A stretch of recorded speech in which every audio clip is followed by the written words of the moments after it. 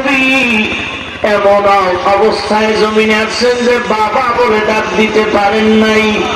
6 বছরে মা হারা অসহায়, 8 বছরে দাদাকেও হারায় ফেললেন। বংশের সবাই দুশ্মন। নবী কোথাও গিয়ে একটু সান্ত্বনা পায় না। ওদিকে সমাজের মানুষ বড় খারাপ। বাবা হইয়া নিজের কন্যার গলা টিপে জ্যান্ত দাফন করে দেবে, এমন এক হালাত। কিন্তু নবী জীবনে একটা মিথ্যা কথা কখনো বলেন নাই, ভুলে বলেন নাই। নবী কাউকে একটা গালি দেন নাই।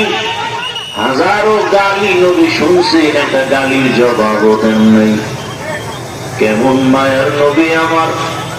তায়েফের ময়দানে গেছেন।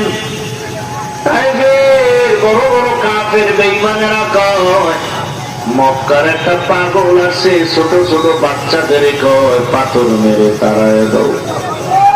যেই রহমতের নবীর শরীরে মশা পড়ে না, মাছি পড়ে না, হারাম।